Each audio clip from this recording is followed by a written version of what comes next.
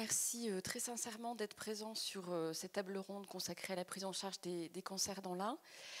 Je vous propose, avant que nous puissions développer plus avant cette question, de vous présenter les différents intervenants qui sont présents à mes côtés, que je remercie très sincèrement sur cette présence à une heure voilà, un peu inhabituelle pour les uns et les autres, pour une conférence.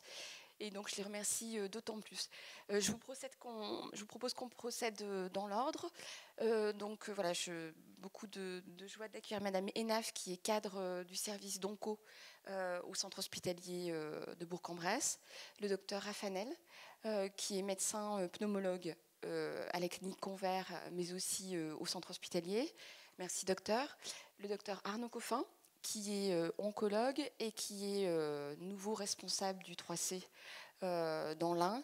Il vous expliquera peut-être plus avant quel est le rôle de cette instance et de cette organisation sur notre territoire. Le docteur Lambert, gynécologue obstétricien. Le docteur Robin Varaï-Sararian, qui est radiothérapeute.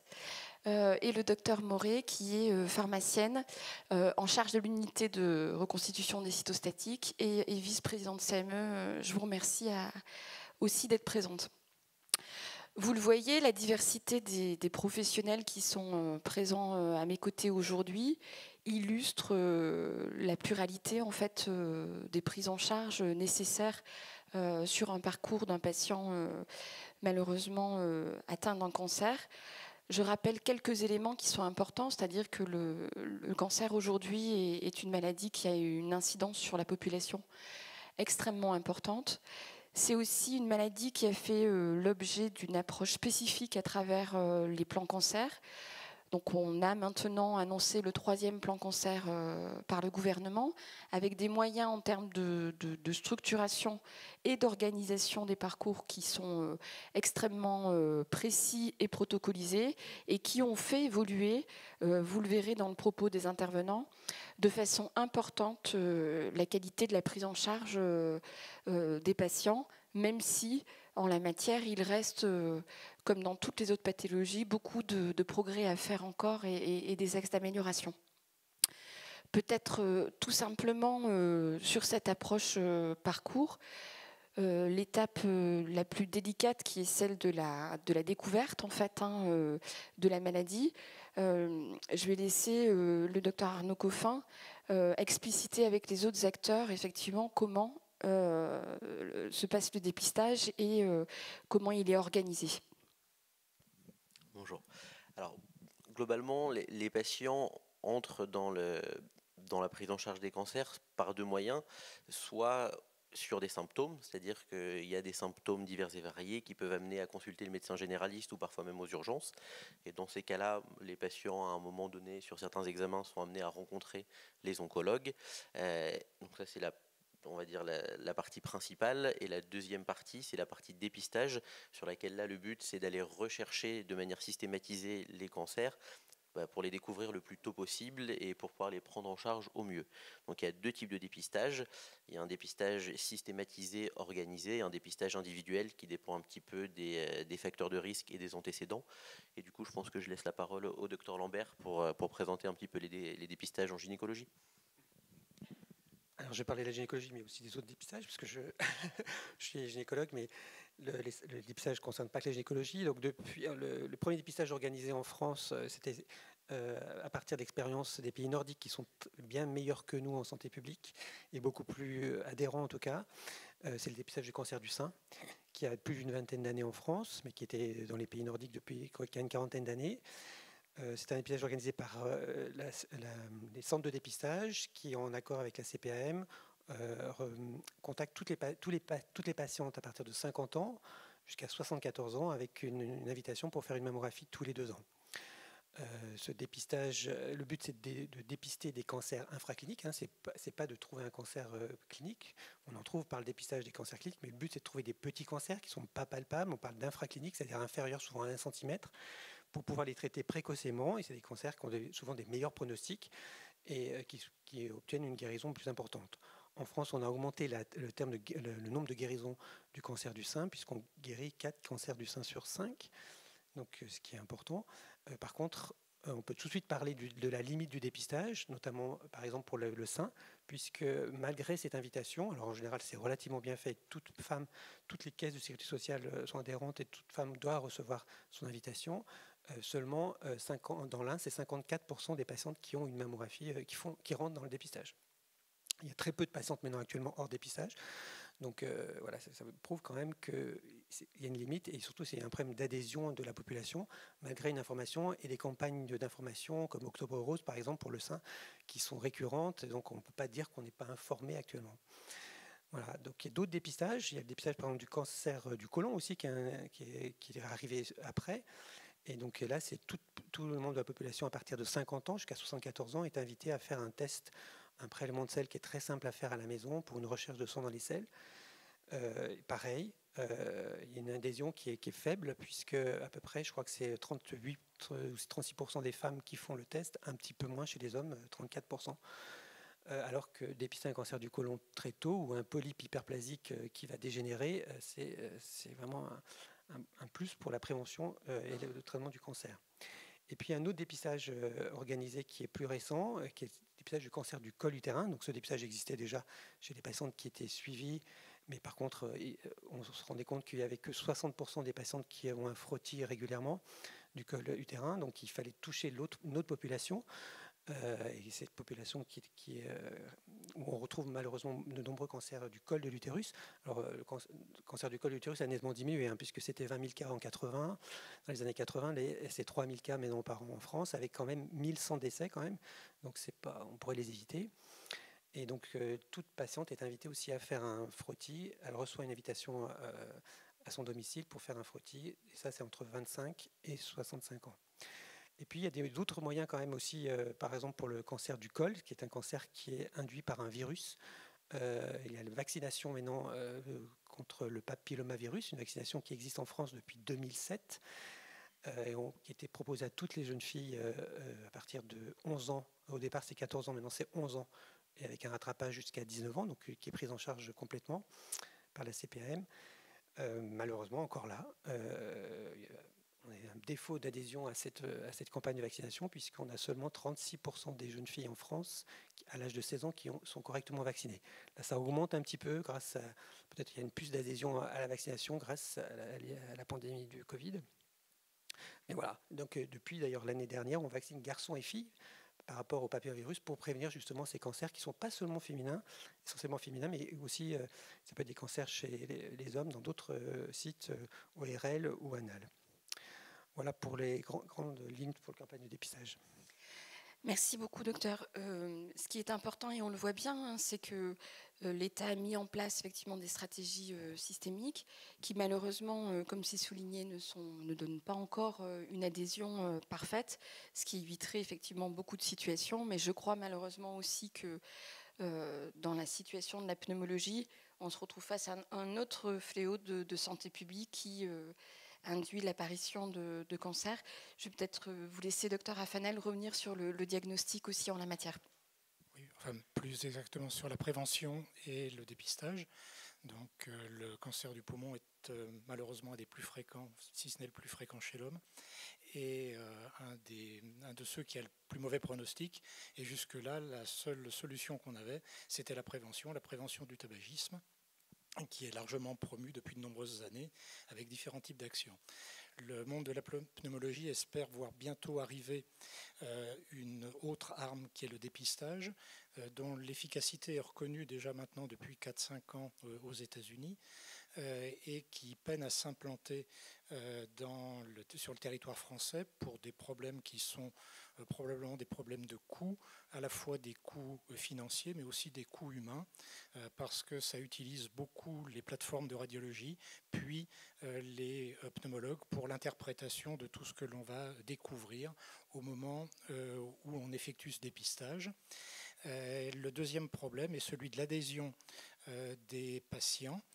Si les gynécologues ont de la difficulté à avoir des femmes à se faire dépister, nous aurons encore plus de difficultés à faire venir un homme de plus de 50 ans tabagique qui sait qu'il risque quelque chose et qui n'a pas vraiment envie de l'entendre. mais c'est dans les tuyaux, c'est pas très loin, il y a des expérimentations qui sont en cours et on espère fortement que très rapidement, ce dépistage pourra être mis en place sur une population ciblée. On ne sait pas encore exactement laquelle ce sera, quel âge, comment sera défini le tabagisme, à quelle fréquence. Ce seront des scanners qui seront proposés aux patients pour faire ce dépistage. En tout cas, nous espérons beaucoup de ce nouveau dépistage. Merci, docteur. Malheureusement, après la question du dépistage et donc du coup la confirmation, il y a beaucoup d'éléments qui doivent concourir à une confirmation claire et précise du diagnostic. Donc je vais laisser notamment le docteur Arnaud Coffin et le docteur Varaï Saharian revenir sur comment finalement on rentre dans ce diagnostic et on le confirme. Alors, ce qui est primordial pour le diagnostic, le seul moyen de poser réellement le diagnostic, c'est d'avoir un prélèvement, une biopsie, un prélèvement de tissu sur lequel on peut analyser les cellules, et c'est à ce moment-là, grâce aux anatomopathologistes, donc c'est des médecins qui regardent au microscope justement ces prélèvements et qui nous permettent de dire que c'est certains types de cancers, d'où il provient exactement, et ça c'est primordial pour nous derrière pour adapter les traitements. Alors après, il y a également la stadification de la maladie, c'est-à-dire que la prise en charge ne sera pas la même pour un petit cancer localisé ou un cancer qui a déjà donné soit une invasion locale, soit des métastases à distance. Et donc il y a un panel d'examens à faire avec également vérifier qu'il n'y ait pas d'autres maladies associées. Et une fois qu'on a tous ces éléments, il y a une discussion justement collégiale avec tous les professionnels de santé impliqués dans la prise en charge du cancer. Donc il y a les radiologues, les chirurgiens, les radiothérapeutes, les oncologues, les pharmaciens qui y participent également et les anatomopathologistes, où on va décider tous ensemble et personnaliser le traitement en fonction de tous ces éléments-là et de ce qu'on peut proposer aux patients. Donc, on a la chance, nous, sur l'Inde, d'avoir un plateau qui est assez développé. C'est-à-dire que tous les facteurs importants pour ces décisions-là, on les a sur le territoire, donc ça c'est plutôt une bonne chose. On a parfois sur certaines pathologies un recours au centre expert, notamment sur Lyon, quand c'est des pathologies très particulières et des technologies que nous on n'a pas, mais ça reste très petit par rapport à la globalité de la prise en charge qu'on peut réaliser sur le territoire. Ce qui est important, merci docteur, de souligner, c'est qu'effectivement, c'est pour ça qu'on avait choisi cette thématique partagée, c'était la prise en charge des cancers dans l'Inde, parce que l'élément sur le plateau technique, les compétences et les expertises, elles sont importantes. On a beaucoup parlé du diagnostic, du dépistage. La question, c'est quel est le rôle du patient dans la prise en charge de sa maladie. Je pense que le docteur Varaï Saharian peut évoquer aussi sur les RCP comment, à l'issue de ces éléments-là, on prend en compte la demande, le suivi des patients en radiothérapie ou dans les autres éléments. Et puis on verra surtout par la suite quel accompagnement psychologique, humain, soignant se met en place dès l'annonce de la maladie. Bonjour à tous. Oui, tout à fait. Ce que disait le docteur Arnaud Coffin, c'est qu'on ne prend pas une décision tout seul dans son coin. Lorsqu'on a un diagnostic de cancer, eh bien, le praticien qui a vu en premier le patient va présenter le cas en réunion. C'est des réunions qu'on a de façon hebdomadaire, bi-hebdomadaire avec nos collègues. Donc on discute des cas. C'est vrai que la prise en charge des cancers est assez standardisée, mais chaque cas est différent. Et donc on discute tous ensemble pour proposer la meilleure solution aux patients. Donc on forme vraiment une équipe avec tous les praticiens de l'hôpital, mais aussi avec les praticiens de la clinique et même d'autres praticiens, puisque quelquefois il existe des cas un petit peu plus spécifiques sur lesquels on a besoin de l'avis de confrères plus spécialisés dans le domaine. Donc on fait appel à des RCP plus spécialisés dans des gros centres de lutte ou dans des CHU, ou même il existe des RCP plus multidisciplinaires pour certaines maladies d'ordre national. Donc on n'est vraiment pas tout seul dans son coin à proposer un traitement aux patients, on le fait en équipe et on forme également une équipe avec le patient, puisque chaque patient a aussi son histoire, ses demandes, et c'est vrai qu'il faut qu'on tienne compte de ce qu'il souhaite pour pouvoir avoir son adhésion dans le cadre du traitement, et donc on forme également une équipe avec le patient à lui proposer quelque chose, mais aussi être à l'écoute de ce que lui va nous demander. Justement, cette écoute, Mme Ménaf, cette écoute et cette annonce, elle se produit comment et de quel accompagnement bénéficie le patient pendant sa prise en charge? Alors, bonjour à tous. Donc, dans le cadre du dispositif d'annonce qui est défini par les plans cancer, chaque patient qui a un diagnostic de cancer à l'issue de la consultation médicale se sera vu proposer un programme personnalisé de soins qui est établi par le médecin en collaboration avec son patient.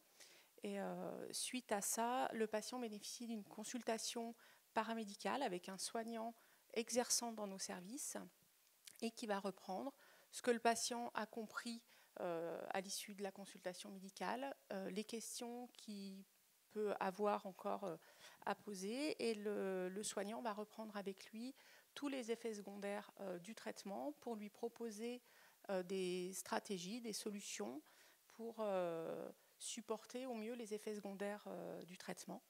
Et en parallèle, le soignant va diagnostiquer, entre guillemets, en tout cas va évaluer les besoins en soins de support, qui sont des soins qui sont là pour permettre une meilleure qualité de vie au patient, tout en étant pris en charge pour son cancer.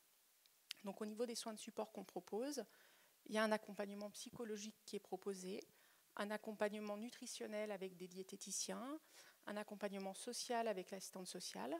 Et en plus de ces soins de support plus généraux, on va pouvoir proposer des soins de socio-esthétique à titre éducatif, mais aussi pour permettre aux patients de pallier à des effets secondaires, donc du maquillage correcteur, comment redessiner un sourcil pour une patiente qui aurait perdu ses sourcils à cause des traitements, comment prendre soin de sa peau pour un patient qui aurait des effets secondaires cutanés.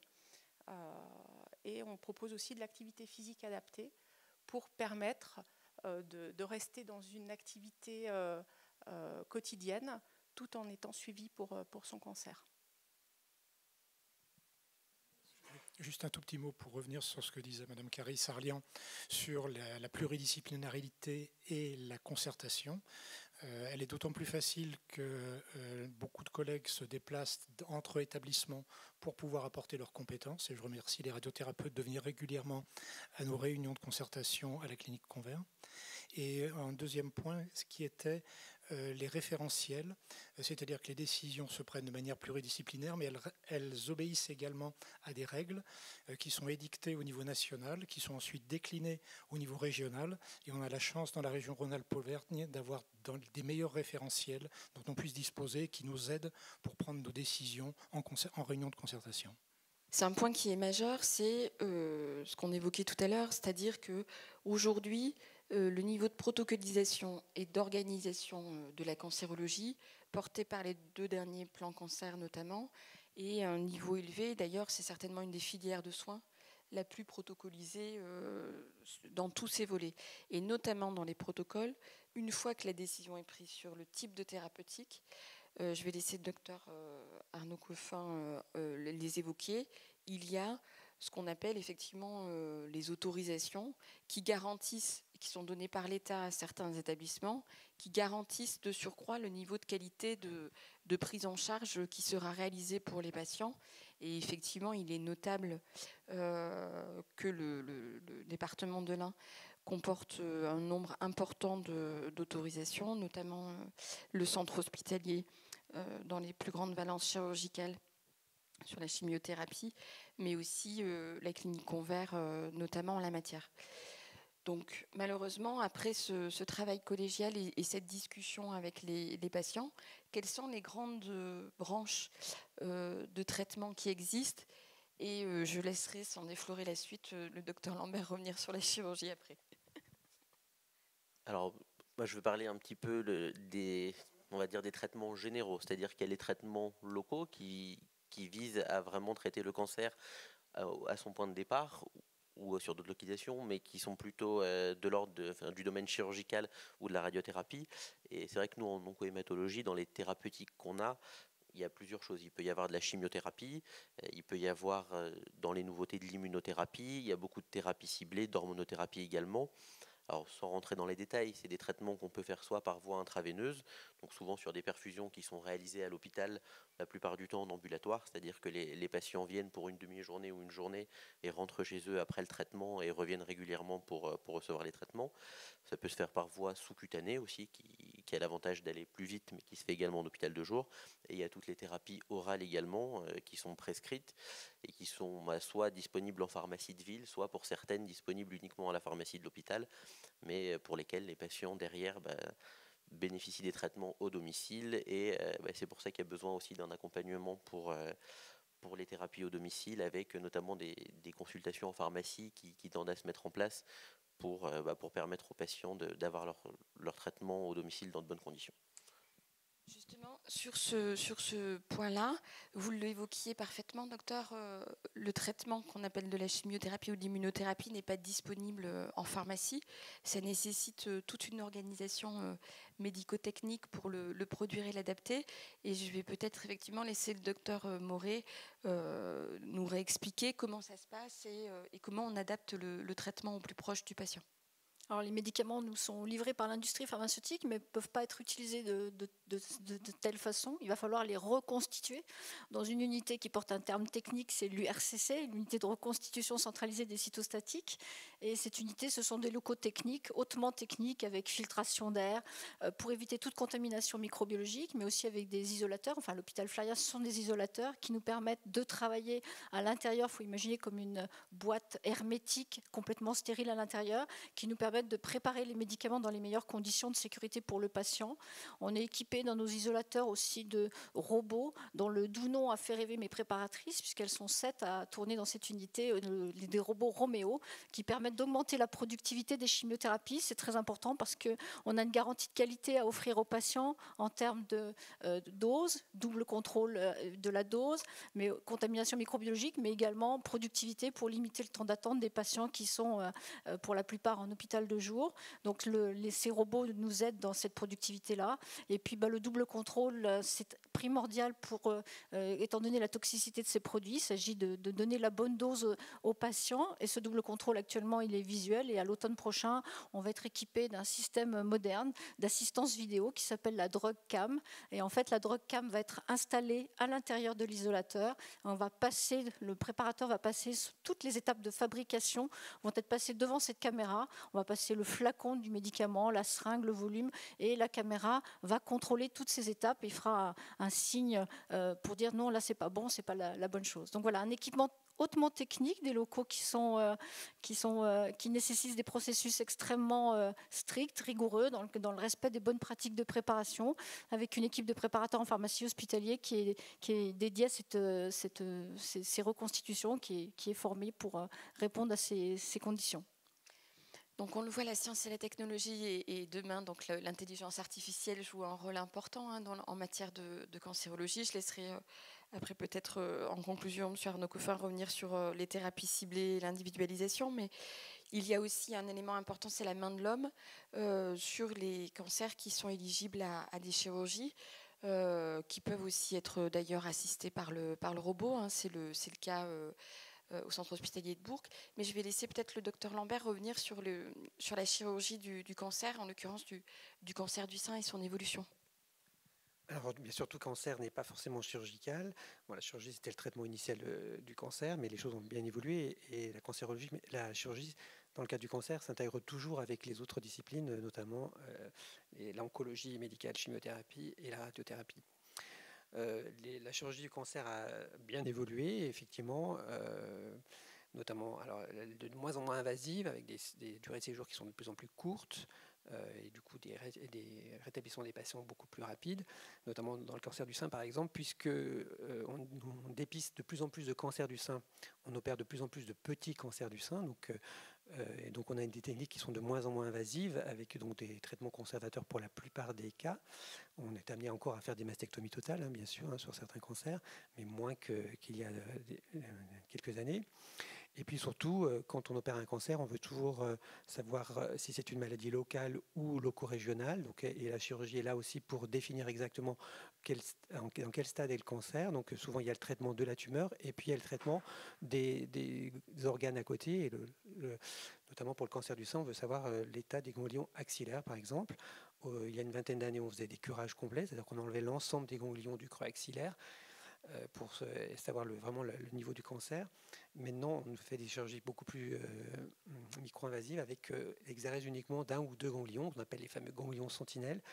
Et si les ganglions sont négatifs, on s'arrête là. Donc, du coup, c'est des chirurgies qui ont beaucoup moins de morbidité, qui ont beaucoup moins d'effets secondaires pour la patiente et qui permettent des chirurgies tout à fait en ambulatoire avec quelques heures à l'hôpital. Là, c'est pour les chirurgies, donc petites chirurgies. Après, il y a des chirurgies qui sont beaucoup plus complexes et c'est là l'intérêt justement d'avoir une équipe pluridisciplinaire au niveau chirurgical parce que par exemple, pour la chirurgie cancérologique pelvienne, souvent il y a une collaboration entre un chirurgien gynécologique oncologue, mais aussi l'urologue, mais aussi le chirurgien digestif, parfois le chirurgien vasculaire. Et donc, c'est une équipe, un ensemble d'équipes de chirurgiens qui vient travailler sur la même intervention, et d'où l'intérêt d'avoir un beau plateau technique avec l'ensemble des spécialités comme on a sur l'hôpital de Fléria. Le robot, effectivement, est là aussi pour apporter, donc c'est assez récent, et on a un des centres hospitaliers général, un des premiers à avoir un robot. Le robot est là pour améliorer l'ergonomie pour le chirurgien, puisque un bras de robotique travaille dans 360 degrés, à la différence d'une main. Et donc, on a une chirurgie beaucoup plus précise et du coup, des suites opératoires qui sont plus simples et probablement à terme, ça demande encore à être publié, mais des résultats et une prise en charge qui est beaucoup plus optimale. Voilà pour la chirurgie dans son ensemble. Et j'insiste vraiment sur le caractère pluridisciplinaire de la chirurgie. Le docteur Raffanel voulait rajouter un mot sur la chirurgie thoracique. Oui, le médecin que je suis va se permettre de dire un mot sur la chirurgie. C'est un petit peu prétentieux, je m'en excuse. Mais je voulais témoigner effectivement que la chirurgie thoracique a énormément évolué en matière de cancérologie. Dans les années 90, quand j'ai commencé, ce qui vous donne à peu près mon âge, la chirurgie thoracique, c'était 15 jours d'hospitalisation. J'ai eu, il n'y a pas très longtemps, une amie qui s'est fait opérer et qui, 24 heures après, rentrait chez elle. Donc c'est pour vous donner un petit peu une idée de comment a pu évoluer la chirurgie grâce essentiellement à la thoracoscopie, qui est l'équivalent au niveau du thorax de ce qu'est la cœlioscopie dans l'abdomen et qui diminue énormément la morbidité et qui permet des séjours très très courts tout en faisant un geste tout aussi complet carcinologiquement. Je vous remercie, docteur. C'était important de le préciser. Ça rejoint ce que disait effectivement le docteur Lambert sur le temps en fait de prise en charge et les séquelles en fait que pourront pas laisser les interventions. Cette évolution, elle n'est pas propre à la chirurgie. Elle est aussi absolument déterminante dans un autre domaine qui est la radiothérapie. Et je pense que voilà, on mesure aussi en la matière les évolutions des traitements. Oui, tout à fait. La radiothérapie fait entièrement partie des standards thérapeutiques dans la prise en charge du cancer. Alors, la place de la radiothérapie est un petit peu différente dépendamment de la pathologie à traiter. Donc, ça peut arriver après une chirurgie ou pendant une chimiothérapie ou même une radiothérapie seule. L'objectif du traitement peut être à visée antalgique ou éradiquer une métastase ou même à but curatif d'éradiquer toute la maladie en l'irradiant entièrement. Et la radiothérapie a connu beaucoup d'évolutions ces dernières années. On a des évolutions techniques et technologiques qui nous permettent de mieux épargner les organes qui sont autour de la maladie et ainsi diminuer les effets secondaires. On sait que c'est un traitement qui comporte des effets secondaires et nous, notre rôle, c'est aussi d'informer le patient au départ des effets qui sont possibles. Et l'organisation de la radiothérapie fait que les patients sont vus de manière hebdomadaire pour contrôler la tolérance du traitement et essayer de proposer une prise en charge pour limiter le plus possible ces effets secondaires. Et l'évolution technique fait qu'on arrive de plus en plus à proposer des traitements qui permettent d'irradier de façon très précise la maladie tout en épargnant les organes qui sont autour avec des doses importantes. Et ça demande un plateau technique bien spécifique. Et l'hôpital de Bourg-en-Bresse a investi dans un nouvel équipement avec un nouveau plateau technique. Donc il y a des travaux actuellement en radiothérapie afin de mettre en place ces nouvelles machines qui vont nous permettre de proposer un panel thérapeutique plus important aux patients, puisque c'est vrai que la radiothérapie, c'est un traitement qui peut être long. On peut aller jusqu'à 39 séances, ça veut dire 39 allers-retours, par exemple, pour les patients. Donc le fait d'avoir un plateau technique au plus près de leur domicile, c'est primordial et ça permet d'améliorer la prise en charge des patients de l'un. Effectivement, ce rôle territorial dans la possibilité de réaliser les traitements et le diagnostic, comme le soulignait le docteur Arnaud Coffin, est déterminant. Donc on voit effectivement que les établissements, et notamment le centre hospitalier, comportent beaucoup de ces pans d'activité. Il y a une question toujours, c'est-à-dire qu'on peut avoir aussi un côté techniciste peut-être dans la façon dont on évoque les choses, mais on est là aussi pour partager avec vous et comprendre comment s'organisent les prises en charge. Mais la question, c'est le patient qui est là entre ces 39 séances de radiothérapie, éventuellement après des séances aussi de chimio. Qu'est-ce qui se passe pour lui? Quels sont ses interlocuteurs par la suite? Et comment on l'accompagne dans les évolutions de ces traitements? Alors, outre le médecin qui va voir le patient pour chacune de ses venues, donc en radiothérapie ou en chimiothérapie, le patient va voir des soignants, les aides-soignants, des infirmiers, des manips d'électroradiologie, mais il va voir aussi tous les acteurs des soins de support. Ces soins de support qui ont été définis dès la première consultation paramédicale sont proposés tout au long de la prise en charge et peuvent débuter à tout moment de la prise en charge. C'est-à-dire qu'un patient qui, en début de prise en charge, n'a pas de besoin particulier, peut tout à fait en milieu de prise en charge ou en arrivant à la fin des traitements, finalement nous dire qu'il se sent moins bien, qu'il a peut-être besoin de parler de son vécu, qu'il a une perte de poids ou des difficultés à s'alimenter. Et en fonction des problématiques que le patient va rencontrer, il va pouvoir bénéficier de l'ensemble des soins de support tout au long de sa prise en charge. L'objectif, c'est de poursuivre aussi cette prise en charge-là à l'issue. Donc, les patients bénéficient aussi d'un suivi psychologique qui peut se poursuivre au-delà. L'objectif, c'est de prendre en charge maintenant la suite pour améliorer la qualité de vie des patients tout en étant une prise en charge individuelle. Donc, chaque patient ne bénéficie pas de tout, mais peut bénéficier de chacun des soins en fonction de ses besoins. C'est vrai qu'il y a tout l'accompagnement qu'il y a autour. Il y a quelque chose aussi qui est important, et c'est le rôle du centre de coordination en cancérologie, donc qui est sur tout le département de l'Ain, qui va être, alors au départ on en a parlé tout à l'heure, des référentiels. C'est de s'assurer que les référentiels sont appliqués correctement, évaluer justement toutes les prises en charge qui ont été faites, si elles sont bien conformes à tout cela, s'assurer que justement il y a un plan, on va dire, personnalisé de soins qui a été mis en place, que les soins de support sont présents également, et ce qui est, on va pas dire nouveau, mais ce qui est à développer et en cours de développement, c'est maintenant l'après-cancer. C'est ce qui est beaucoup appuyé sur, ce qui va beaucoup appuyer sur le nouveau plan cancer, c'est que il y a eu un traitement. Quand le traitement est fini, on lâche pas les gens dans la nature. Il y a un accompagnement qui est fait. Alors il y a un suivi qui va être fait sur la maladie en elle-même, parce qu'on s'assure que la maladie ne revienne pas, mais il y a aussi sur la composante, on va dire, psychologique des patients, s'assurer qu'ils ont bien vécu tous les traitements, et aussi s'assurer qu'il n'y ait pas d'autres effets secondaires qui puissent apparaître après.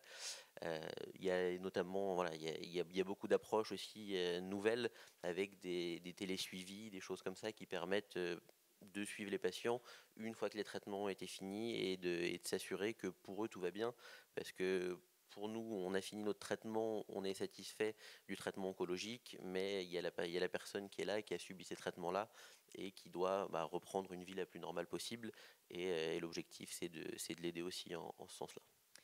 Vous avez évoqué, le docteur Rafanel tout à l'heure a évoqué les évolutions du dépistage d'un point de vue technologique et organisationnel. Vous avez évoqué avec Madame Enaf la question du suivi après cancer. Quels sont, selon vous, tous acteurs de cette prise en charge et au quotidien, je dirais, en proximité avec les patients, quels sont encore les progrès que nous devrions ou pourrions réaliser au plan national, sur la recherche, sur des stratégies plus ciblées? Voilà. Qu'est-ce que, pour les uns et les autres, et peut-être à titre de conclusion de cette table ronde, avant que nous intégrions bien entendu et nous puissions répondre aux différentes questions, quels seraient pour vous encore les éléments structurants pour l'avenir de la prise en charge en cancérologie? Moi, je reviens sur le dépistage, en fait, c'est parce que c'est des choses relativement simples. Et donc, ce serait vraiment, je ne sais pas, enfin, on a les outils pourtant pour arriver à augmenter l'adhésion sur les dépistages. Et je pense que le dépistage augmenterait quand même, enfin, améliorerait nettement la prise en charge de cancers débutants ou infracliniques. Et je pense qu'il faut vraiment insister là-dessus. Alors, on est dans un pays où, avec les nouveaux systèmes d'information, les réseaux sociaux, on remet toujours tout en question. Par exemple, le dépistage du cancer du sein, on le remet régulièrement en question en disant qu'on fait trop de surdiagnostics, on opère trop de patientes. Bon, au bout du compte, quand même, on améliore nettement la prise en charge. Donc, on essaye d'affiner les choses. Alors, par exemple, pour le dépistage du cancer du sein, il y a des études des grandes études européennes qui sont en cours, et l'hôpital de Fleria en fait partie. C'est une étude qui s'appelle MyPEPS, qui est une étude promue par Unicancer, qui est une grande association publique internationale, et on essaye donc les patientes qui rentrent dans cette étude, donc toute patiente qui habite dans l'Ain peut rentrer dans cette étude, entre 40 et 70 ans. Le but, c'est de définir un dépistage qui serait plus standard, mais personnalisé. Et en fait, on fait rentrer la génétique, puisque la génétique rentre beaucoup dans le cancer du sein, notamment dans les traitements de cancer du sein. Mais là, dans la définition du risque, par exemple, on va définir, grâce à la génétique, le niveau de risque personnel de la patiente, par aussi son histoire familiale, et on va adapter le dépistage en fonction de son niveau de risque pour augmenter la sensibilité du dépistage et proposer des dépistages, par exemple, à des femmes plus jeunes, à des fréquences peut-être plus courtes quand il y a un risque élevé. Donc ça, c'est une des solutions d'avenir. Et voilà, je pense que, en tout cas, le dépistage, vraiment l'information sur l'adhésion au dépistage, je pense qu'elle est nécessaire. Et l'Ain n'est pas un des meilleurs départements, mais on n'est pas le plus mauvais non plus. Mais je pense qu'il faut vraiment insister là-dessus. Merci, docteur Albert. Docteur Varailly-Saragnan, sur cette question-là, sur quel est l'avenir, ou je vous laisse passer votre tour et je laisse docteur Affanel. Vous aviez quelque chose à rajouter, docteur, là-dessus? Le docteur Arnaud Coffin l'a bien évoqué, hein, c'est très important d'améliorer notre suivi post-traitement, puisque une fois que le traitement est terminé, les patients rentrent chez eux et puis ne vont pas voir aussi souvent le personnel soignant. Et l'idée, ça serait d'améliorer le suivi post-traitement, et les patients peuvent avoir des séquelles, et c'est ça qu'il faudrait, à mon sens également, améliorer notre suivi, notre prise en charge post-cancer. On a pas mal d'outils technologiques qui peuvent nous permettre de faire ceci. C'est vrai que des patients qui habitent dans des grandes villes ont plus de facilité à avoir accès à, comme disait Mme Enaf, hein, l'activité physique adaptée par exemple, alors que des gens qui habitent un peu plus loin des centres ne vont pas forcément faire 1 heure de route pour aller faire 1 heure de sport. Donc ça serait d'améliorer ça avec de la télésuivi, des choses plus informatisées pour essayer de gommer un petit peu ces inégalités-là. Oui, je voulais simplement moi rajouter que ce que je souhaiterais dans l'avenir, c'est qu'on ait accès plus rapidement et plus facilement à des techniques dont on sait qu'elles ont fait leurs preuves. Je parlais tout à l'heure du dépistage du cancer du poumon qui est maintenant reconnu depuis 4-5 ans et qu'on n'a toujours pas à disposition en France. Je pense aussi à tous les systèmes de diagnostic qui s'appellent la biologie moléculaire, où on va chercher dans les cellules des patients des particularités qui vont nous permettre d'avoir des traitements dits ciblés. Et l'accès à ces technologies est encore un petit peu compliqué. Il faudrait qu'il soit un petit peu plus facile. Il en est même de la recherche de certaines cellules cancéreuses dans le sang qui sont réservées à des centres qui pourraient peut-être être plus facilement accessibles dans nos hôpitaux et dans nos cliniques périphériques. Et enfin, l'accès plus facile à certains médicaments où les médicaments ont obtenu leurs autorisations européennes et tardent à avoir leur reconnaissance au niveau français, leur remboursement, et donc beaucoup de contraintes administratives pour pouvoir les utiliser, alors que les preuves scientifiques existent déjà. Laisser le mot de la fin au docteur Arnaud Coffin, souligner néanmoins et reprendre dans vos propos ce qui était à mon avis déterminant, c'est-à-dire je retiendrai quelques mots, la collégialité constante dans l'aspect décisionnel sur la prise en charge des cancers, la technicité aussi avec la capacité d'accès à des plateaux techniques et à des expertises qui sont présentes sur nos territoires, et on sait combien la question de l'accès aux soins est déterminante, et notamment en termes de rapidité de prise en charge et de qualité des traitements. Et puis, comme l'a souligné Mme Enaf, une vraie écoute et une vraie personnalisation de l'ensemble des soins. J'ajouterai un quatrième pilier, mais qui est, vous évoquiez le docteur Afanel tout à l'heure, la médecine personnalisée. Moi, j'ai eu la chance de beaucoup travailler avec le président de CME du CHU de Nantes, qui est pneumologue et qui a travaillé sur la médecine des 4P. Voilà, le devenir de l'innovation et de la recherche, qui est un item qui nous intéresse particulièrement. Ce sera certainement ça aussi l'avenir de la prise en charge du cancer. En effet, la cancérologie est globalement le domaine dans lequel il y a le plus de recherche clinique. Donc, on a notamment une unité de recherche clinique sur le centre hospitalier où il y a des nouveaux protocoles de traitement qui sont évalués. C'est toutes ces améliorations qui permettent d'avancer. Alors il y a les améliorations techniques, hein, on en a parlé, les techniques chirurgicales, la radiothérapie, les techniques aussi de fabrication notamment des médicaments, et il y a tout l'aspect de découverte de nouveaux médicaments. Sur ces 10 dernières années, ça a été complètement chamboulé. Je pense que mes collègues qui ont commencé avec trois molécules de chimiothérapie, maintenant on a un panel très large de médicaments et de thérapies. Et l'avenir vraiment là-dessus, c'est vraiment ce qu'on disait, la personnalisation. Alors, dans deux sens, la personnalisation des traitements, c'est-à-dire qu'on se rend compte justement, alors grâce à des outils notamment informatiques, quand on analyse certaines pathologies cancéreuses, il n'y a pas un cancer du sein, il y a plusieurs types de cancers du sein. Les thérapies sont adaptées justement à toutes ces pathologies.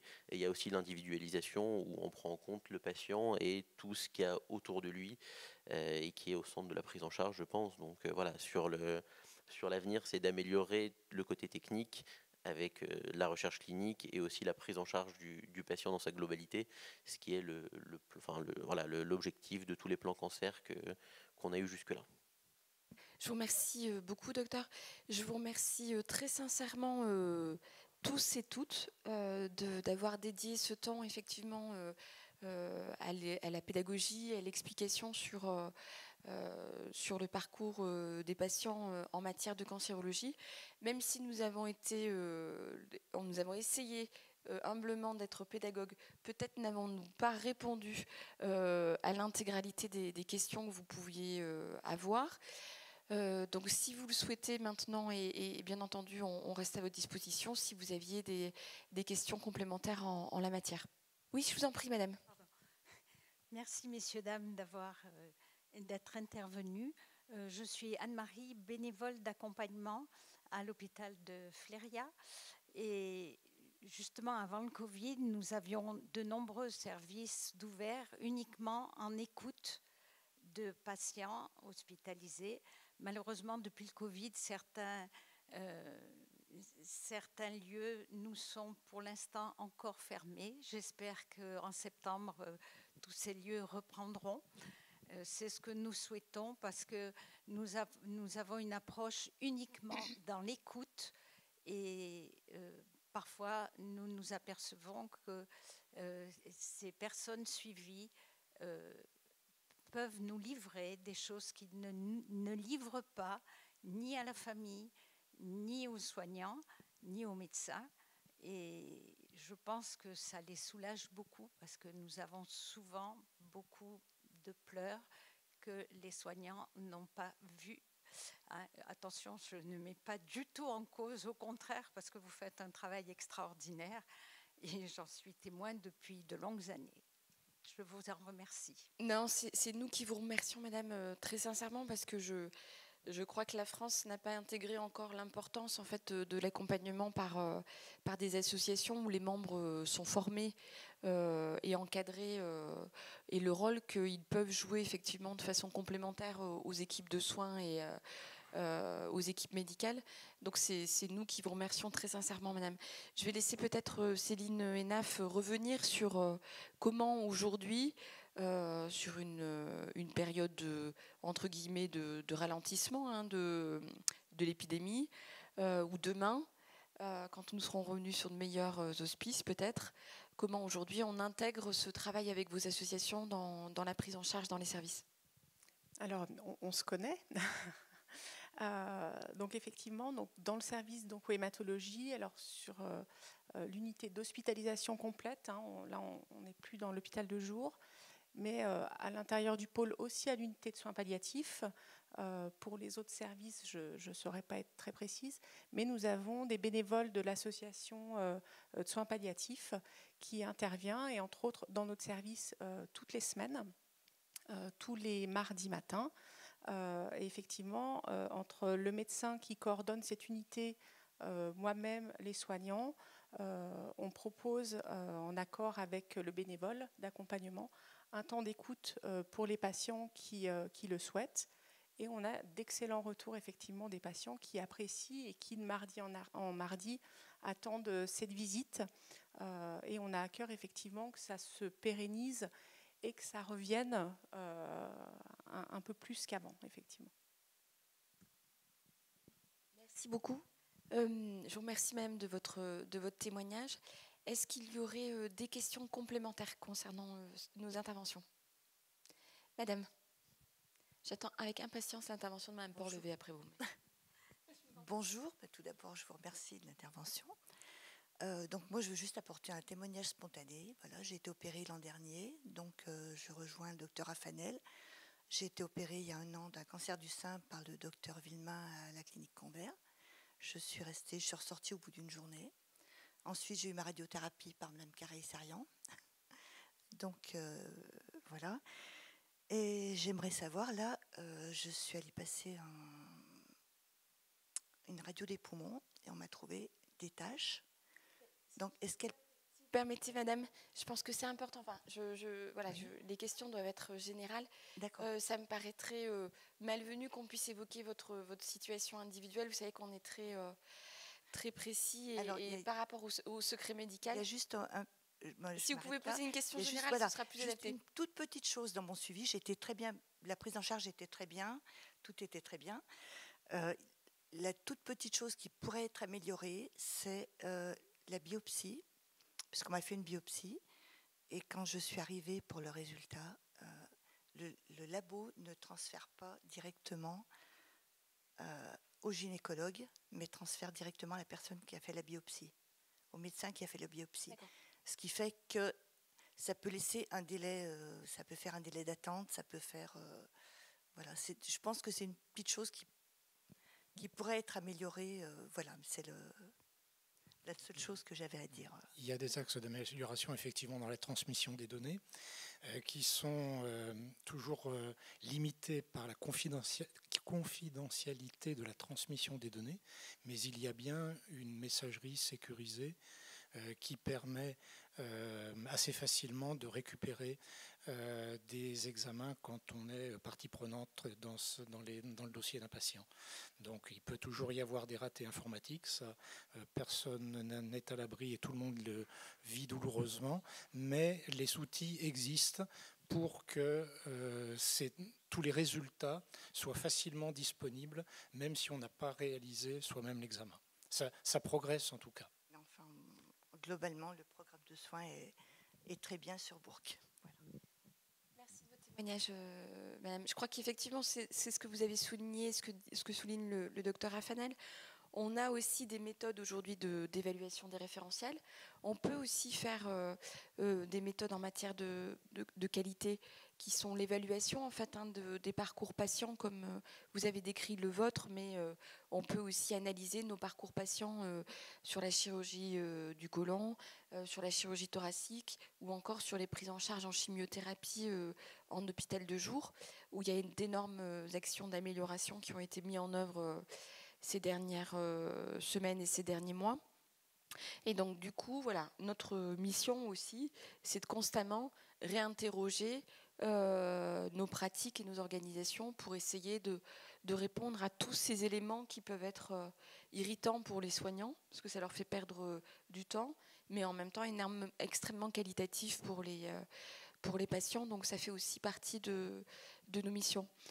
Je voulais souligner, avant de prendre éventuellement d'autres questions, l'engagement dans cette filière, comme dans les autres filières de soins, de l'intégralité des professionnels. Je pense qu'il faut rappeler aussi la difficulté qu'ont vécu nos établissements ces derniers mois et ces 2 dernières années, avec un souci constant et partagé que les prises en charge en matière de cancérologie restent réalisées et soient réalisées de façon prioritaire au bloc opératoire, en chimiothérapie, malgré la crise du Covid. Et on a particulièrement porté notre attention là-dessus, mais aussi, comme le rappelait l'autre jour Mme Ménaf, sur la vaccination de nos patients de cancérologie qui sont forcément des patients beaucoup plus fragiles et qui peuvent donc avoir la double peine, si je puis me permettre l'expression, avec à la fois le Covid et en étant déjà dans une situation immunologique délétère. Donc voilà, je tiens à souligner effectivement le fait que tous les professionnels, par ailleurs, soient restés mobilisés et extrêmement engagés pendant cette période sur le maintien de l'ensemble des activités de la filière cancérologie, que ce soit dans le public ou dans le privé. Ça faisait partie des consignes nationales qu'on avait, qu'ils en soient tous remerciés aussi ici. S'il n'y a pas de questions complémentaires, je vous propose qu'on arrête ici cette table ronde. Et vraiment, voilà, je vous remercie de votre présence et surtout de la présence et de la disponibilité des intervenants. Cela faisait bien longtemps, mais ce n'est pas un exercice qui se perd, et il se perd d'autant moins quand on a des professionnels comme vous autour de nous pour faire cet exercice. Merci beaucoup à tous.